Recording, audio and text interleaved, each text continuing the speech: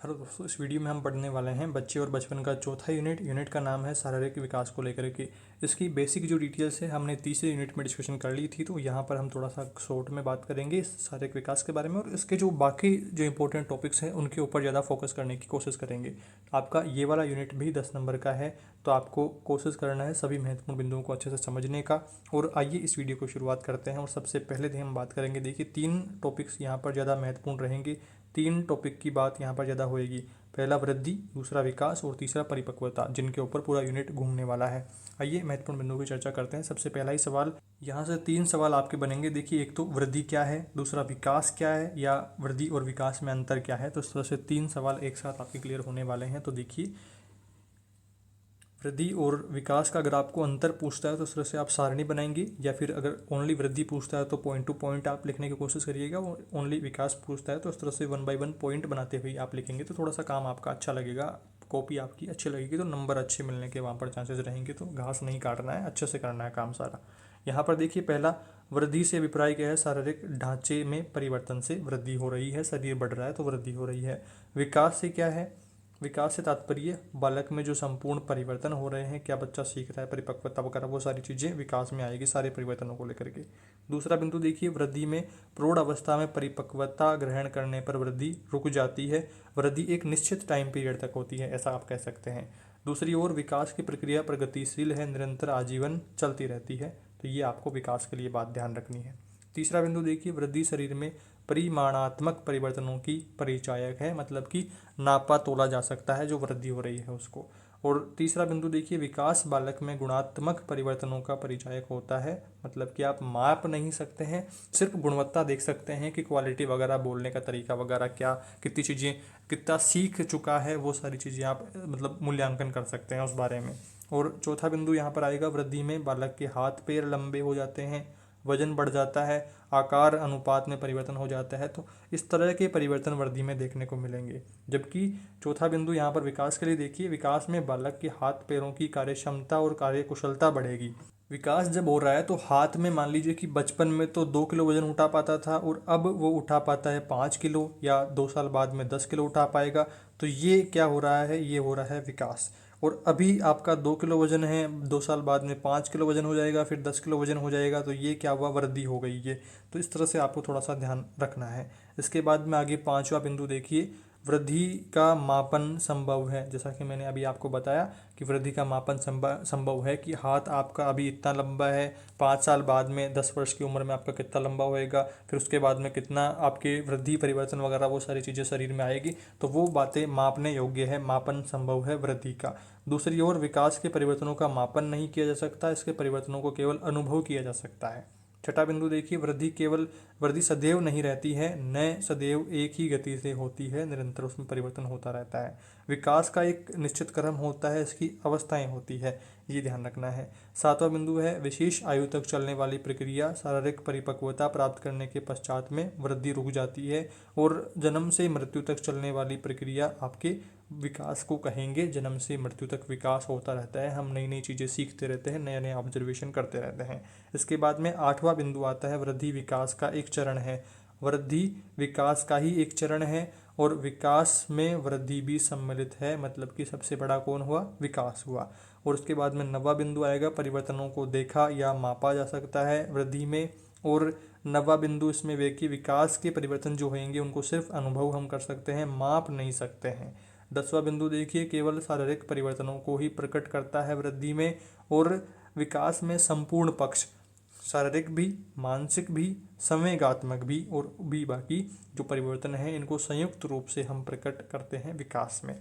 तो इस तरह से आपको ये 10 बिंदु वृद्धि और विकास के ध्यान रखने हैं। अगर अंतर का प्रश्न पूछता है तो इस तरह से सारणी बना करके लिखिएगा। अगर ओनली वृद्धि के बारे में संक्षिप्त में लिखने को, वर्णन करने को कहता है, तो इस तरह से 1 बाय 1 आपको बिंदु बनाते हुए, अलग अलग लाइन्स में लाइन छोड़ते हुए इस तरह से बिंदु लिखेंगे, तो काफ़ी अच्छा काम कॉपी में लगेगा, साफ सुथरी आपकी कॉपी रहेगी, तो नंबर अच्छे मिलने के चांसेस वहाँ पर रहेंगे। तो ये बातें कुछ ध्यान रखनी है। इसके बाद में आगे बढ़ते हैं और बात करते हैं परिपक्वता को लेकर के। परिपक्वता के बारे में कुछ फैक्ट्स आपको यहाँ ध्यान रखने हैं कि 1919 में बाल विकास के क्षेत्र में सर्वप्रथम गेसेल ने परिपक्वता शब्द का प्रयोग किया। परिपक्वता शब्द कब आया? 1919 में गेसेल द्वारा सर्वप्रथम। गेसेल के अनुसार परिपक्वता शरीर की आंतरिक अवस्था व्यवस्था के कारण उत्पन्न स्नायुओं और मांसपेशियों की प्रौढ़ता और दृढ़ता है, जिस पर बाह्य वातावरण का प्रभाव नहीं पड़ता है, तो परिपक्व आदमी हो गया है। इसमें देखिए आधुनिक जो परिभाषाएं हैं इसकी ये भी पूछी जा सकती हैं, उनको भी थोड़ा सा आप ध्यान रखिएगा। पहली परिभाषा आती है आइजनेक एवं उसके साथियों के अनुसार परिपक्वता शारीरिक, मनोवैज्ञानिक और मानसिक विभेदीकरण और एकता की वह स्वतंत्र प्रक्रिया है जो विकासात्मक अवस्थाओं में फैली हुई होती है। इस प्रक्रिया के फलस्वरूप ही शारीरिक, मानसिक, आध्यात्मिक और सामाजिक रूप से जीव की जो वृद्धि है वो पूर्ण और सुदृढ़ होती है तथा इस प्रकार वह जीव अपने जीवन को अनुकूल करता है, अनुकूलन में आता है। इसके बाद में दूसरी परिभाषा देखिए जरसील्ड व उनके साथियों के अनुसार। दूसरी परिभाषा, इसमें परिपक्वता वह प्रक्रिया है जिसके द्वारा जीव की अंतर्निहित जो संभाव्य क्षमताएं हैं उनकी कार्यात्मक जो तत्परता है उसकी अवस्था में पहुंच जाती है। इस प्रक्रिया की संरचना में होने वाले वह परिवर्तन भी सम्मिलित हैं जो वृद्धि के साथ में होते हैं। कार्य निष्पादन के लिए पृष्ठभूमि निर्मित करने वाला संरचना का प्रगतिपूर्ण अभ्यास भी इस प्रक्रिया में सम्मिलित हैं। तो ये कुछ परिभाषाएं आपको ध्यान रखनी है और इन परिभाषाओं के आधार पर हम यह कह सकते हैं कि परिपक्वता स्वतः चलने वाली वह प्रक्रिया है जिसके द्वारा जीव की संभाव्य क्षमताएं कार्यात्मक तत्परता की अवस्था में पहुंच जाती है। इस प्रक्रिया में संरचना में होने वाले परिवर्तन भी सम्मिलित हैं जो विवृद्धि के साथ में होते हैं। इस प्रक्रिया के परिणाम स्वरूप ही शारीरिक और मानसिक और सामाजिक रूप से जीवन की जो विवृद्धि, पूर्णता और सुदृढ़ होती है। तो ये कुछ बिंदु यहाँ पर ध्यान रखने। इसके बाद में गामक विकास के बारे में प्रश्न आता है कि गामक विकास क्या है। शरीर की विभिन्न जो मांसपेशियां हैं इनको नियंत्रित करने की क्षमता जिस विकास द्वारा आती है वो गामक विकास कहलाता है। शरीर को नियंत्रित करने का काम गामक विकास करता है। गामक विकास की प्रक्रिया सरल से जटिल की ओर संचालित होती है। जैसे प्रारंभिक अवस्था में दौड़ना, चलना, स्वयं कपड़े पहनना आदि क्रियाओं से लेकर के लिखना, नृत्य करना, खेलना आदि जटिल क्रियाओं को सीखता है। तो ये गामक विकास होएगा, निरंतर सरल से जटिल की ओर बढ़ता हुआ विकास। प्रारंभ में अभ्यास के अभाव में इन क्रियाओं में उसका वांछित नियंत्रण नहीं होता, परंतु उत्तरोत्तर अभ्यास के द्वारा कम परिश्रम से इन गतिविधियों को संचालित करने की योग्यता प्राप्त कर लेता है बालक। तो ये गामक विकास के रिगार्डिंग कुछ बातें ध्यान रखनी है। आइए अब गामक विकास की विशेषताओं के बारे में बात करते हैं। इसमें देखिए आयु विशेष में समान आयु वर्ग के बच्चों में गामक विकास के लक्षण लगभग एक समान पाए जाते हैं। कुछ ऐसी विशेषताएं हैं जो विशिष्ट अवस्था में परिलक्षित होती हैं। उनमें पहली विशेषता देखिए स्नायु तंत्र की परिपक्वता पर मांसपेशियों के नियंत्रण की निर्भरता। दूसरा बिंदु है गामक कुशलता के लिए परिपक्वता आवश्यक है। तीसरा बिंदु देखिए गामक विकास सामान्य से विशिष्ट की ओर होता है। चौथा बिंदु है गामक विकास की अवस्थाओं का पूर्व निर्धारित होता है। पांचवा बिंदु है सामान्यतः सभी बच्चों में गामक विकास आयु के अनुसार समान होता है, परंतु यदि सूक्ष्म दृष्टि से देखा जाए तो उसमें व्यक्तिगत विभिन्नताएं पाई जाती है।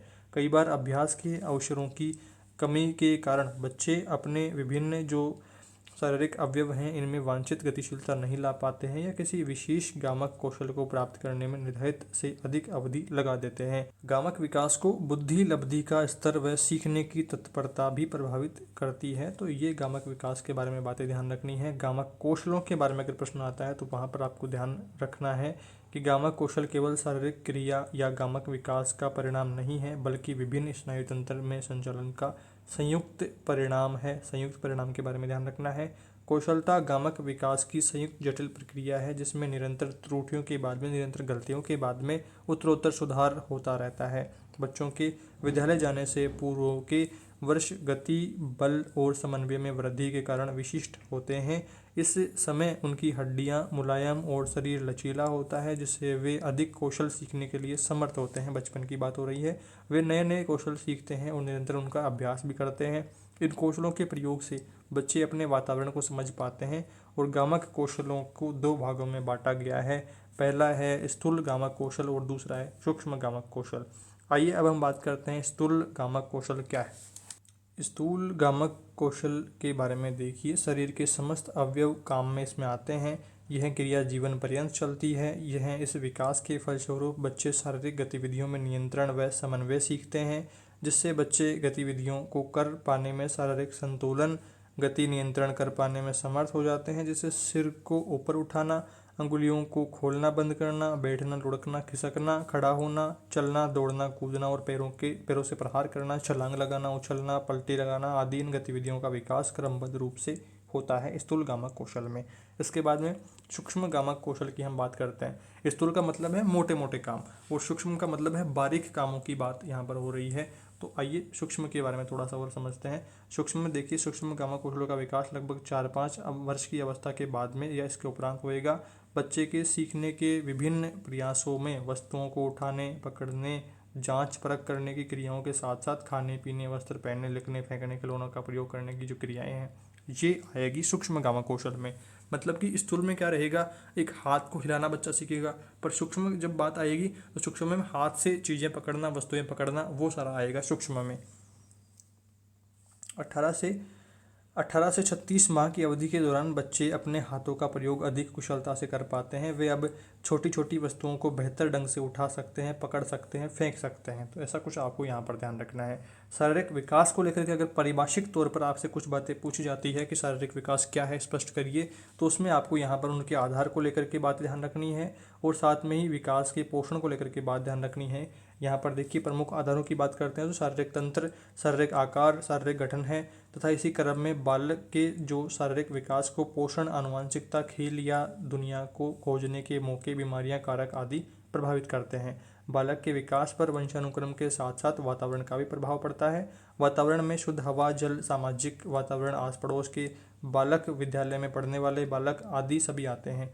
ये सभी अच्छे होने पर बालक का विकास अच्छा होएगा। वातावरण दूषित होने पर बालक का विकास भी रुक जाएगा या गलत दिशा में होएगा। तो वो आपको यहाँ पर ध्यान रखना है।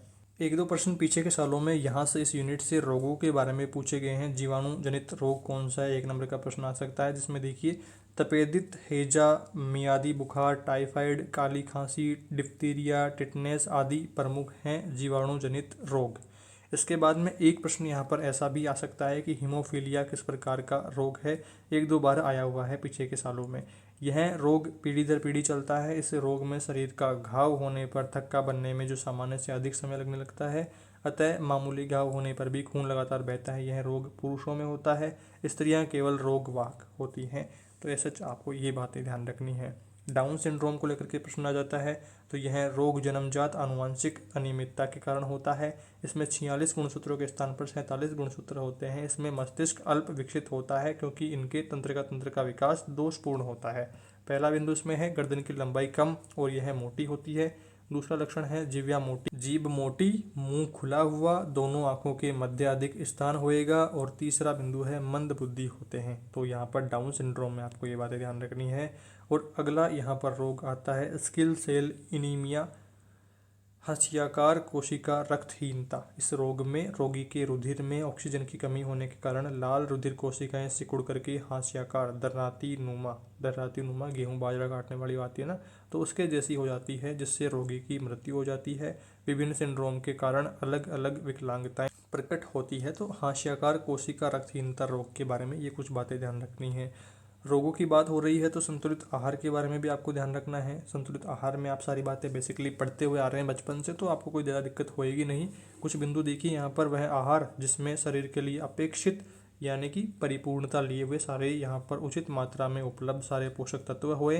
पोषक तत्वों में 5 वर्ग होते हैं: कार्बोहाइड्रेट, प्रोटीन, वसा, विटामिन और खनिज तत्व। इस तरह से ये 5 तत्वों के बारे में, 5 वर्गों के बारे में ध्यान रखना है। और संतुलित आहार के बारे में अगर प्रश्न आता है तो वो आप अच्छे से मैनेज कर पाएंगे।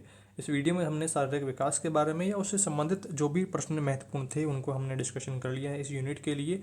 अगला यूनिट आपका 5वां यूनिट है नैतिक और संवेगात्मक विकास को लेकर के, जो कि 12 नंबर का यूनिट होएगा। तो उसको भी हम यहाँ पर डिस्कशन करेंगे अगले वीडियो में, जिससे आपको जो सारे यूनिट्स हैं आप ये देख पा रहे हैं कि सारे यूनिट एक दूसरे से जुड़े हुए हैं। विकास को लेकर के बातें हो रही है, परिपक्वता को लेकर के लिए बातें हो रही है, और जो संतुलित आहार, रोगों के बारे में बातें हो रही है। तो सारे यूनिट एक दूसरे से जुड़े हुए हैं। जब आप पहले यूनिट से लेकर के लास्ट यूनिट तक एक साथ देख लेंगे, सारा पेपर, सारा सिलेबस आपके बच्चे और बचपन पेपर का अच्छी तरीके से समझ में आ जाएगा। और एक बार में ही आपको 70-80% चीज़ें, 70-80% टॉपिक समझ में आ जाएंगे, याद हो जाएंगे। तो कोई दिक्कत समस्या वाली बात है नहीं। आई होप इस वीडियो में आपके सारे डाउट्स दूर हुए हैं। कोई भी डाउट समस्या रहती है तो कमेंट करिएगा। और कुछ स्टूडेंट जिनके पीडीएफ के रिगार्डिंग कमेंट्स थे, अगर आपको इस पेपर की या सारे पेपर्स की पीडीएफ चाहिए तो आप मेरे पास टेलीग्राम पर संपर्क करिए। उधर से बहुत थोड़े से प्राइसेस में आपको सारे सब्जेक्ट की पीडीएफ एक साथ प्रोवाइड करवाई जाने वाली है, तो कोई दिक्कत समस्या रहेगी नहीं। बाकी जो वीडियोज़ देख करके तैयारी कर रहे हैं वो वीडियो से तैयारी करते रहें। सभी आपके यूनिट्स को देखने के लिए प्लेलिस्ट ऑप्शन पर जाकर के आप यूनिट बाय यूनिट देख करके अपनी तैयारी कर सकते हैं। बाकी सारे पेपर्स भी उधर ही आपके अपडेट कर दिए जाएंगे, तो वहाँ से आप प्लेलिस्ट से आसानी से देख पाएंगे। First unit, second unit, third unit, इस तरह से लगातार सारे यूनिट्स को आप एक साथ वहाँ से देख पाएंगे। इस वीडियो में दोस्तों इतना ही। वीडियो को लाइक जरूर करें, अपने दोस्तों के साथ में शेयर करें। चैनल पर नए हैं तो BST के रिगार्डिंग इंपॉर्टेंट वीडियोज़ के लिए सब्सक्राइब जरूर करें। Thank you for watching this video.